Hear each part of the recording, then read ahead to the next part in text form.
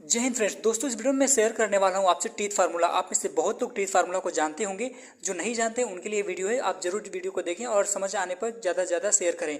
दोस्तों, teeth formula बच्चों का पहले जान लेते हैं। बच्चों के लिए है होता है 2102। ठीक है, 2102 को न्यूमरेटर में लिखिए और डिनोमिनेटर में लिखिए और इंटू 2 कर दीजिए। अब यहाँ पर करना क्या होता है दोस्तों, जो यहाँ पर न्यूमरेटर और डिनोमिनेटर इन दोनों को जोड़ना होता है और यहाँ पर 2 से मल्टीप्लाई कर देना होता है, जिससे हमें पता चल जाता है कि इंसीजर कितना है, कैनाइन कितना है और बाकी कितने हैं। ठीक है, तो यहाँ पर इंसीजर 2 और 2 4 और इंटू 2 कितना हो गया 8, यानी कि इंसीजर की संख्या बच्चों में कितनी है 8।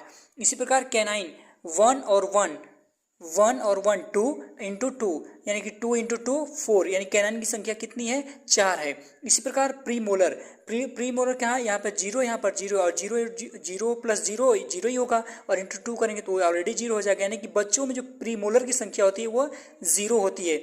और इसके बाद मोलर 2 इंटू 1, ठीक है, कितना, सॉरी यहाँ पर 2 होगा यहाँ पर 2 इंटू 2 प्लस 2 इंटू 2, यानी 2 2 4 दूनी 8। यहाँ पर मोलर की संख्या भी कितनी होती है 8 होती है। तो 8 8 16 4 20, यानी बच्चों में दांतों की संख्या कितनी होती है 20 होती है। अब जान लेते हैं वयस्कों का।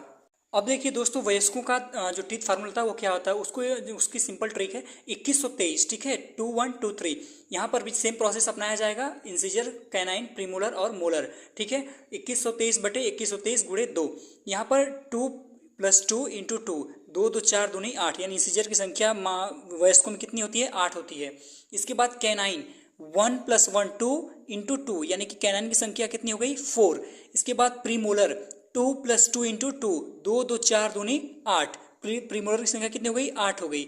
और मोलर 3 प्लस 3 6 इंटू 2, कितने हो गई मोलर की संख्या, मोलर की संख्या हो गई 12।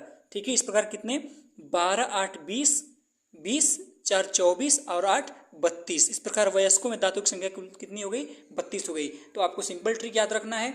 वह जो बच्चों के लिए होती है ट्रिक 2102 होती है, जैसा कि ऊपर यहाँ पर लिखा हुआ है। और इसके बाद अगर वयस्कों के लिए जानना हो तो ये 2123 होती है। बस करना क्या है, न्यूमरेटर और डिनोमिनेटर में 2123 लिखना है और यहाँ पर इंटू 2 कर देना है। उसी प्रकार बच्चों में क्या करना है, 2102 न्यूमरेटर में और 2102 डिनोमिनेटर में इंटू 2 कर देना है। ठीक है, तो दोस्तों मिलते हैं अगली वीडियो में, तब तक के लिए थैंक यू।